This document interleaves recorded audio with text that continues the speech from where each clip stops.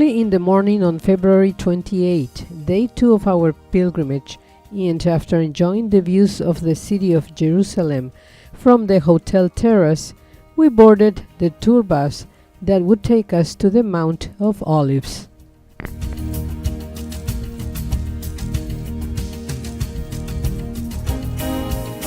The Mount of Olives, or Mount Olivet, is named for the olive groves that once covered its slopes.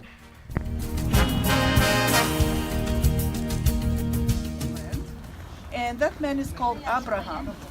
Where did he live? He lived in a place called Ur, a city called Ur, in a region called Chaldea, which afterwards is called Assyria, which afterwards is called Babylonia, which the geographical name of that region is Mesopotamia, between the two big rivers.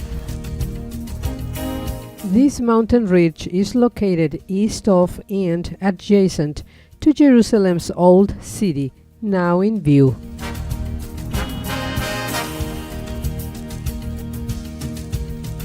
The Mount of Olives is frequently mentioned in the New Testament as part of the route from Jerusalem to Bethany, and the place where Jesus stood when he wept over Jerusalem.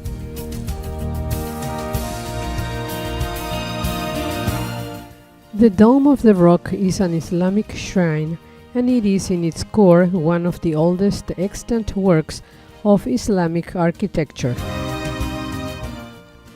The Church of the Paternoster, located on the Mount of Olives, stands right next to the ruins of the 4th century Byzantine Church of Eleona. The 19th century cloister is modeled on the Campo Santo at Pisa, Italy.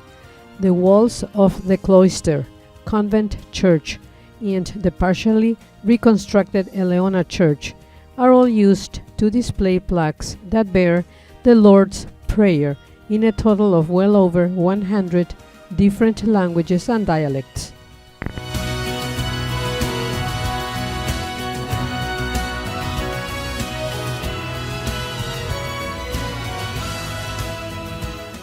Lintel over the entrance to the grotto, believed as a place where Jesus taught the Lord's Prayer to his disciples. On our way to the Grotto of Gethsemane, we passed by the Mount of Olives Jewish Cemetery, the most ancient and most important cemetery in Jerusalem. Abbey of the Dormition. The Church of Mary Magdalene. The grounds around the Church of the Sepulchre of Saint Mary.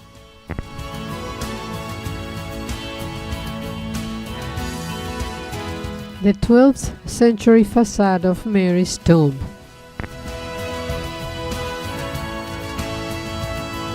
Staircase of 47 steps leading from the entrance down into the crypt with the tomb. The cave commonly known as the Grotto of Gethsemane, which in Aramaic means the place of the olive oil press, is located to the right of the tomb of the Virgin, with its entrance at the end of a corridor. Since the 4th century, tradition has placed here the betrayal of Judas. After his agony in the Garden of Olives, Jesus came to meet the apostles who were resting in the cave, where Judas arrived with the guards.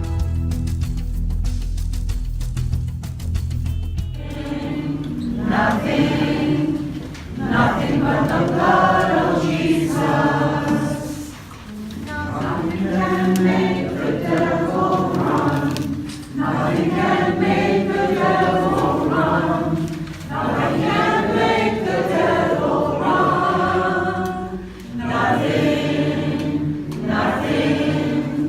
Nothing but the blood of Jesus. Of the Holy Spirit. Amen. The grace of our Lord Jesus Christ and the love of God and the communion of the Holy Spirit be with you all.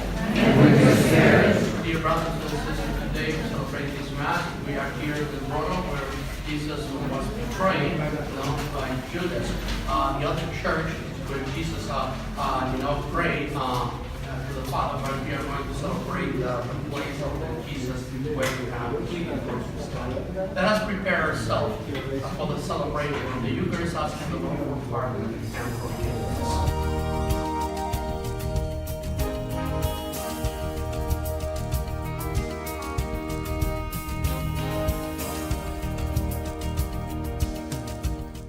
The Church of All Nations, also known as the Church or Basilica of the Agony, is a Roman Catholic church located next to the Garden of Gethsemane. Atop each column sit statues of the four evangelists. The columns and statues are set below a modern mosaic depicting Jesus Christ as mediator between God and man. The architect evoked the night time of the agony by leaving the interior in semi-darkness, resulting in an atmosphere of sorrowful reverence.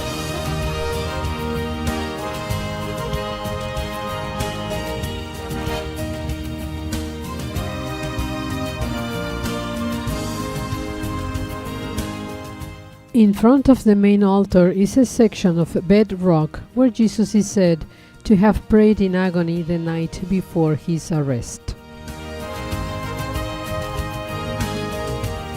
There is a large mosaic in each of the three apses. From left to right they represent the keys of Judas,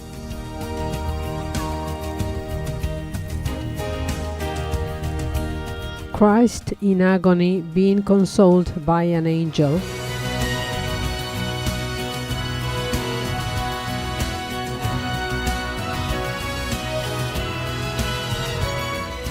and the arrest of Jesus.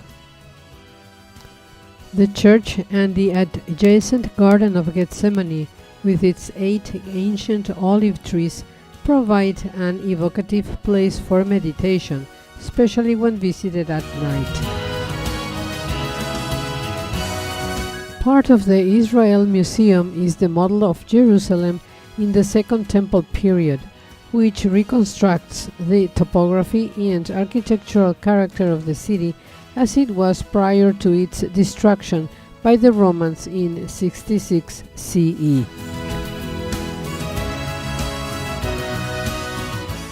Herod's Theater.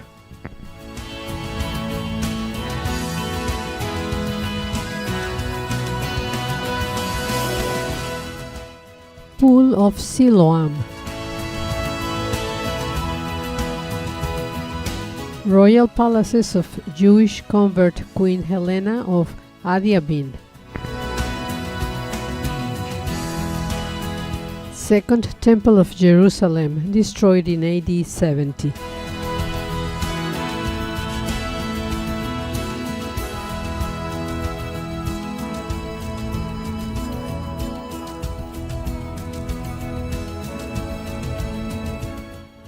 Temple and its courts, with Antonia Fortress at right. Herod Towers, Phasael left, Hippicus and Mariam. Adjacent to the model is the shrine of the book that houses the Dead Sea Scrolls. Unfortunately, since no photography was allowed inside the facility, I have had to capture a picture from the internet to complete my report. We enjoyed lunch at the Sababa Tent restaurant. On our way to Bethlehem in the West Bank of Palestine, we visited the Shepherd's Field Chapel that marks the place where, according to Catholic tradition, the angels first announced the birth of Christ.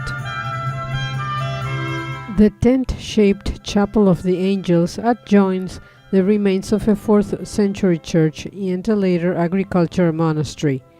Paintings in the chapel depict the angel's announcement to the shepherds paying homage to Jesus, and the shepherds celebrating the birth of the Messiah.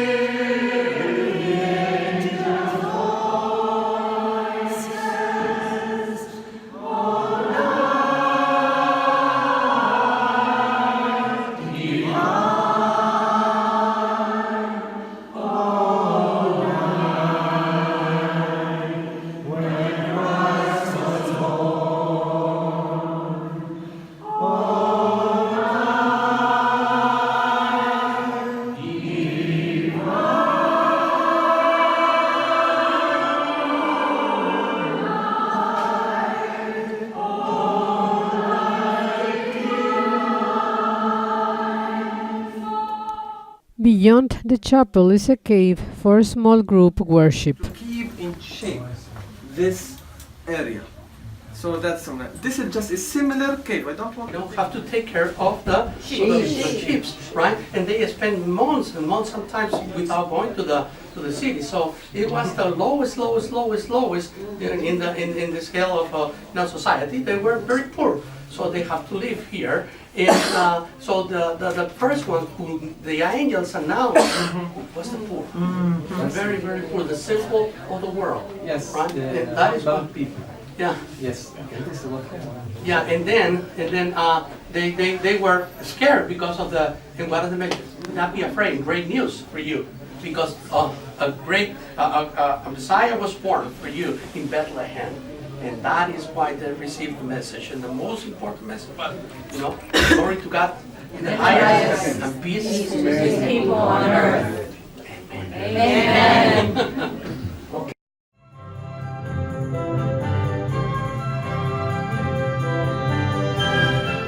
Water fountain beside the Shepherd's Field Chapel.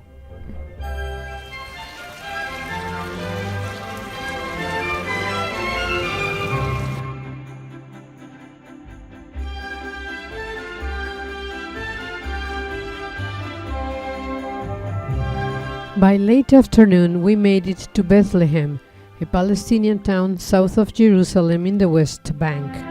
The biblical birthplace of Jesus, it's a major Christian pilgrimage destination. The Church of the Nativity shares Manger Square with the 1860 Mosque of Omar and the 15th century Church of Saint Catherine.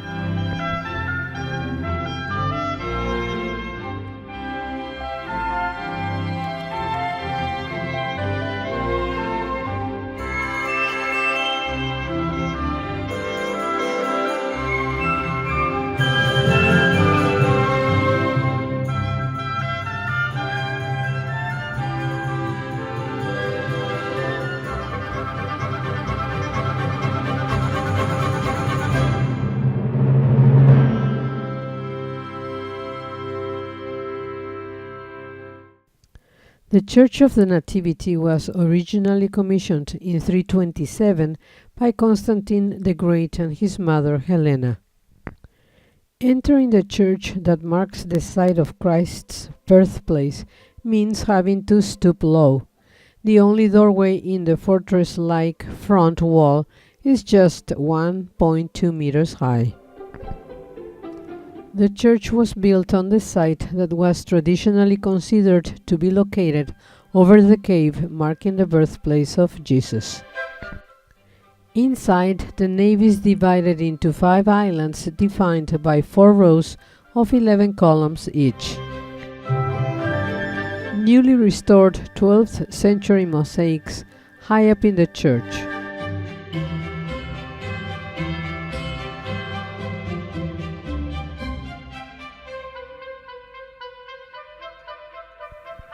The angels between the windows point to the grotto of Jesus' birth.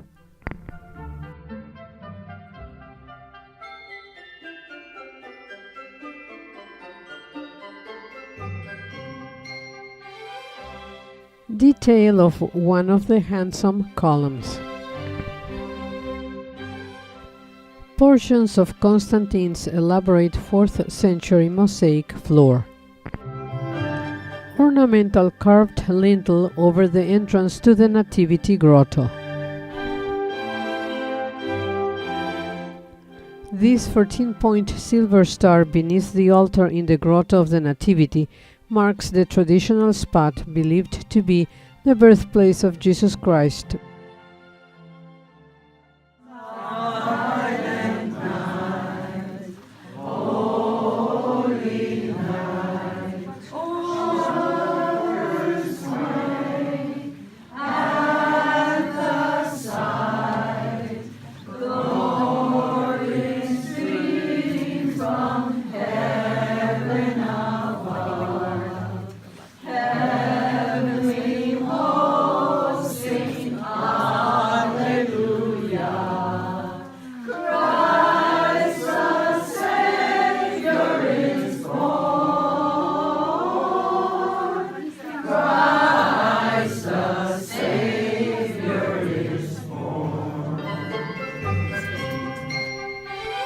Saint Jerome and Bethlehem's Church of Saint Catherine of Alexandria.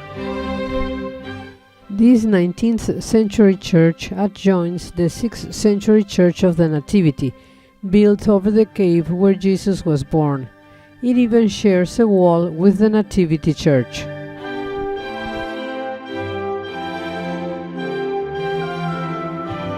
The midnight mass beamed from Bethlehem to television viewers worldwide on Christmas Eve is celebrated in this church.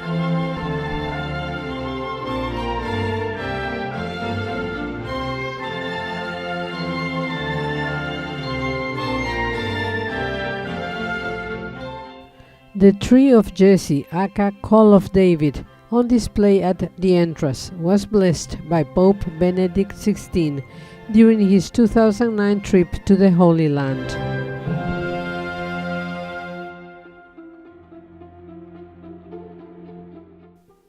A narrow stairway leads down into a complex of caves that include Saint Joseph's Chapel, recalling the dream in which an angel warned Joseph to take the Holy Family to Egypt, and the cave of Saint Jerome, who translated the Vulgate version of the Bible.